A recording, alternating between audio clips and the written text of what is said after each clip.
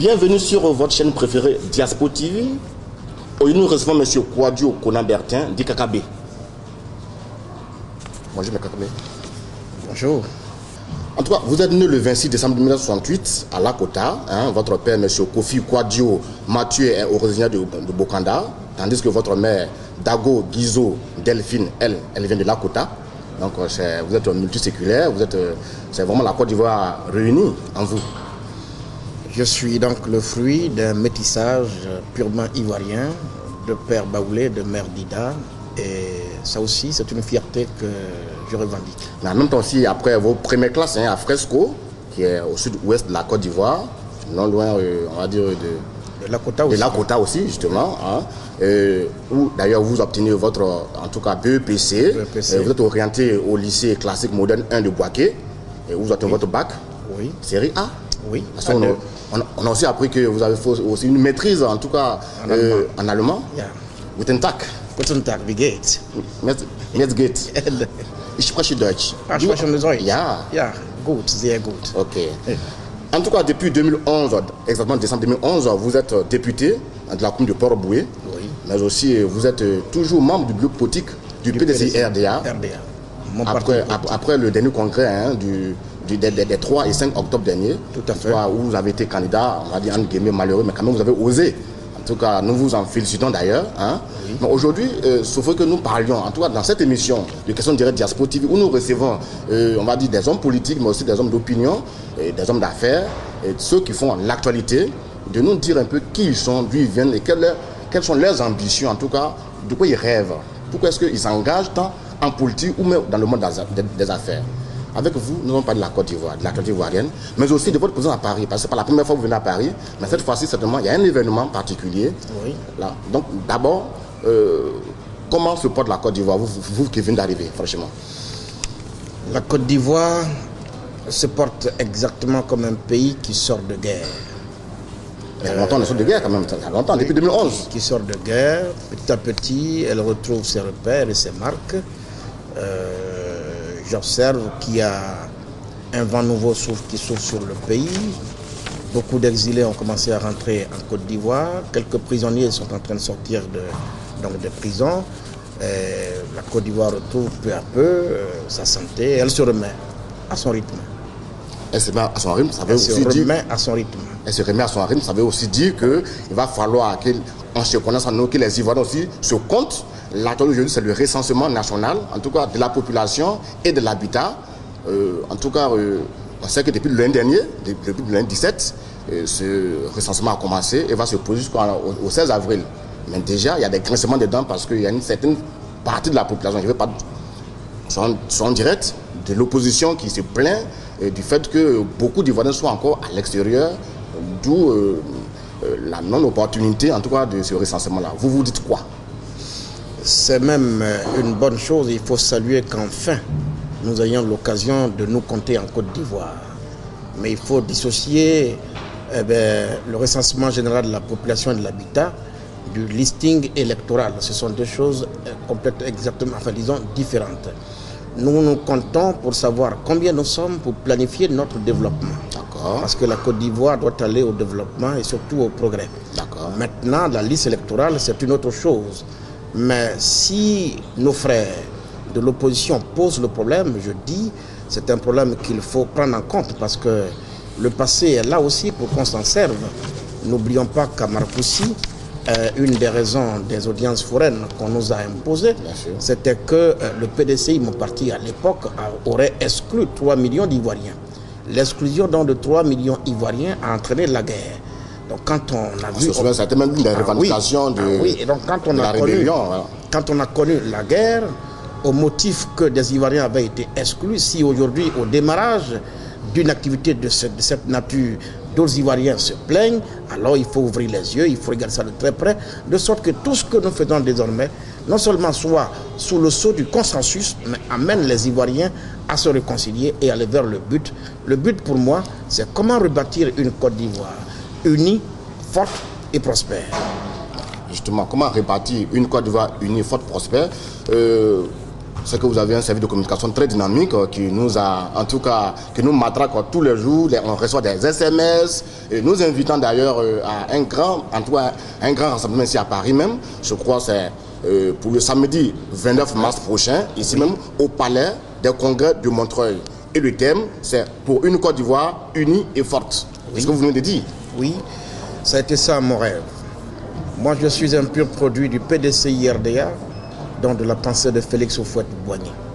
Houphouët n'a rêvé que d'une seule chose, bâtir une Côte d'Ivoire une et indivisible. Une Côte d'Ivoire dont il a hérité du colon, de la colonie, qui était, disons, qui est composée d'une soixantaine de tribus. Une soixantaine de tribus, et Houphouët a voulu bâtir une nation. La nation, c'est de dire que nous mettons en commun nos destins et nous renonçons à nos appartenances tribales, aux tribus. Malheureusement, après la mort de Houphouët, il faut reconnaître qu'aujourd'hui, le tribalisme gangrène le débat politique ivoirien. Aujourd'hui, il faut revenir à ce rêve de Félix Houphouët-Boigny. Et en tant que militant du PDCI RDA, j'entreprends une croisade européenne qui m'a conduit successivement à Londres, en Italie, à Genève, à Berlin. Et l'apothéose, ce sera le samedi 29, donc au Palais des Congrès de Montreuil. Cela n'a rien à voir avec votre précédent voyage à la veille du congrès de votre parti. Non, c'est notre mission. La première fois, je m'adressais aux militants du PDCI RDA. Cette fois-ci, c'est le député de la nation qui s'adresse aux Ivoiriens, la diaspora. Je ne veux pas appartenir à cette race d'élus de la nation ivoirienne qui viennent de la diaspora que pour rencontrer leurs partisans. Je veux parler aux Ivoiriens, aux habitants de Côte d'Ivoire, d'où qu'ils viennent, qu'ils soient militants du FPI, qu'ils soient militants du RDR, qu'ils soient militants du PDCI et que sais-je encore. Dès lors que vous détenez une carte nationale d'identité ivoirienne, vous êtes attendus au Palais des Congrès de Montreuil. Je souhaite et je veux qu'on se parle pour briser les murs de méfiance, pour briser ces barrières. Et il faut qu'on aille à la réconciliation. Nous devons renégocier efficacement notre unité parce que unis, rien ne peut nous résister. Notre pays, la Côte d'Ivoire, a trop souffert. Elle est malade et la mère patrie nous appelle. Mettons de côté toutes ces barrières, ces clivages, ces clichés. Allons à l'essentiel. L'essentiel pour moi, c'est renégocier l'unité des Ivoiriens. Mais ce discours-là, le pouvoir en place le tient depuis. Il appelle aussi au retour des exilés.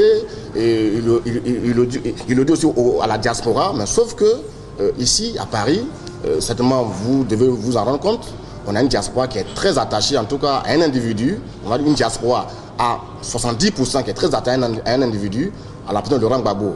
Mais vous pensez que ce discours peut le convaincre, eux qui revendiquent encore le retour de Gbagbo avant de parler même de réconciliation, avant même de parler de l'unité? C'est leur droit d'être attaché à leur leader. C'est même une bonne chose. La Côte d'Ivoire est au-dessus de nous tous. Je dis, tout chemin mène à Rome. Parlons-nous. Renégocions, comme je l'ai dit, notre unité nationale. Et regardons les événements venir en face. Je dis bien, c'est leur droit d'être attaché à Laurent Gbagbo. Aucun d'entre nous ne serait fier de voir un chef d'État ivoirien en prison à l'extérieur. C'est arrivé à la Côte d'Ivoire, notre pays. Ce n'est pas une fatalité, mais les Ivoiriens peuvent rentrer en eux-mêmes et trouver les ressources nécessaires pour régler entre eux leurs problèmes. Nous en avons eu assez. Figurez-vous que la Côte d'Ivoire a été pendant longtemps le havre de paix en Côte d'Ivoire. C'est chez nous en Côte d'Ivoire qu'on réglait tous les conflits, même de la sous-région, de l'Afrique et du monde. La Côte d'Ivoire peut donc, revenir à sa tradition d'antan. Mais en attendant, le temps évolue, les choses évoluent. La Côte d'Ivoire doit bouger, elle doit se construire, mais il faut qu'on se parle. Il faut qu'on se parle. Ça, c'est les discours, mais oui, dans les actes concrètement. Monsieur Kakabio, vous qui vivez sur le terrain au quotidien, est-ce que vous pensez que ce discours, au-delà du discours, les actes suivent? J'ai toujours pensé que, comme le disait Houphouët-Boigny, la paix, ce n'est pas un vain mot, c'est un comportement. La réconciliation, ma conviction profonde, c'est qu'elle ne doit pas être un vain mot, mais un comportement. Le comportement de tous les Ivoiriens, de vous, de moi-même. Non pas de Charles Konan Banny, d'Alassane Dramane Ouattara ou d'Henri Konan Bédié, mais la réconciliation, ça doit être le comportement de tous les jours de chaque Ivoirien. Est-ce que quelque chose se fait? Je dis, depuis quelque temps, il y a un vent nouveau qui souffle sur la Côte d'Ivoire. Peut-être on ne va pas à un rythme que tous les Ivoiriens auraient souhaité, Mais j'observe aujourd'hui qu'Afinguessan est sorti, Afinguessan fait des tournées, Afinguessan parle librement, pas qu'Afinguessan, beaucoup sont sortis. Mais nous continuons de travailler dans tous les sens pour que justement nous atteignions la vitesse de croisière dans un délai raisonnable. Oui. Vous parlez de délai. Bientôt, c'est les élections. Oui. 2015 approche à grands pas. Oui. Et on a l'impression que vous êtes en mission pour une chapelle politique quelconque pour essayer de rassembler tous les Ivoiriens dans une idée bien précise. Est-ce que réellement vous êtes en mission à Paris? Je suis ici en tant que député de la nation ivoirienne. Je suis venu de moi-même. Je suis mon propre chef. Je veux parler aux Ivoiriens. Je ne suis en mission pour personne. Je suis en mission pour la Côte d'Ivoire, mon pays. Je suis bien placé pour savoir que mon pays est malade. Si je peux lui être utile, alors j'essaie de l'être. N'oubliez pas que chaque député ou tous les députés sont d'abord et avant tout des agents de réconciliation. Beaucoup disent que M. Kakabe voyage beaucoup dans ces jours. Je dis, où est-ce que vous emmenez les moyens? Un député gagne combien en Côte d'Ivoire? Oh, pour l'instant, mon salaire peut me permettre de payer un billet, c'est le plus important. Et partout où je suis passé, vous voyez bien que je ne cherche pas à dormir dans le luxe. Ce qui m'importe, c'est que la Côte d'Ivoire se relève. Partout où se trouve un seul Ivoirien à qui je peux parler, s'il faut que je me déplace, quel que soit le sacrifice. Il n'y a pas de sacrifice trop grand quand il s'agit de la Côte d'Ivoire, en ce qui me concerne. Et puis, j'ai choisi de faire de la politique. Je ne suis pas un homme d'affaires. Je ne cherche pas à avoir de l'argent sur un compte bancaire. Ma richesse, c'est la santé de la Côte d'Ivoire, c'est la santé de l'Ivoirien. Le jour où la Côte d'Ivoire se sera retrouvée en bonne santé, que les Ivoiriens vont se parler à nouveau, comme par le passé, sous Fouet-Boigny, alors ce sera ma plus grande richesse. L'autre grande richesse, c'est ce que vous allez dire au militant du PDCI, au militant du RDR, au militant du... Enfin, on va dire aux Ivoiriens, dans leur ensemble. Maintenant, qu'est-ce que vous leur dites? Alors, je dis aux militants du PDCI RDR, du RDR, du FPI et de tout autre parti politique de Côte d'Ivoire. Nos partis politiques ont été créés pour servir la nation, la Côte d'Ivoire. Nos partis ne sont pas au-dessus de notre pays. Nous sommes trop longtemps battus. Il est temps maintenant que nous puissions nous parler. Oui, nous parler allant dans le sens de la réconciliation vraie. Nous pardonner mutuellement. Il n'y a pas qu'un seul camp qui doit du pardon à un autre. Nous devons nous pardonner mutuellement. C'est tous les jours que nous fréquentons les mosquées et les églises. C'est tous les jours que nous récitons le Notre Père. Pardonne-nous nos offenses comme nous pardonnons aussi à ceux qui nous ont offensés. Oui, mettons cela en pratique. Notre mère patrie, la Côte d'Ivoire, a besoin de l'unité de ses fils et de ses filles pour construire efficacement notre progrès. Le progrès de la Côte d'Ivoire, nous avons besoin de renégocier aussi efficacement notre unité, l'unité nationale. C'est pourquoi je vous invite à ce meeting de Montreuil, qui va être une occasion d'échange fraternel entre Ivoiriens, entre un élu ivoirien et le peuple de Côte d'Ivoire de la diaspora. Vous devez servir à quelque chose. Il y a quelques années, nous n'étions pas habitués, nous, à sortir de notre pays. Ceux qui étaient ici n'étaient que des étudiants. Aujourd'hui, il y a des Ivoiriens qui, pour des raisons diverses, sont établis ici en France. Vous aussi, vous avez votre part dans la construction de notre pays, la Côte d'Ivoire. C'est pourquoi il me semble que nous devons échanger pour que nous trouvions un point commun d'accord qui puisse nous amener à revivre ensemble comme par le passé. Je vous fais confiance. C'est vrai, les événements derniers ont pu créer des frustrations, ça et là. Oui, j'en suis conscient. Mais la Côte d'Ivoire a besoin, nos enfants, pour eux et pour l'avenir de notre pays, que nous puissions nous pardonner. En tout cas, c'est ma conviction. C'est cette conviction que je veux communiquer à tous les Ivoiriens, parce que notre pays en a besoin. Je vous remercie et je vous attends le samedi 29 à Montreuil. Je suis là pour ça. À bientôt. Ça se passe exactement au Palais de Congrès de Montreuil. C'est au 128 rue de Paris, 93 100 Montreuil, métro Robespierre. C'est la ligne 9 du métro.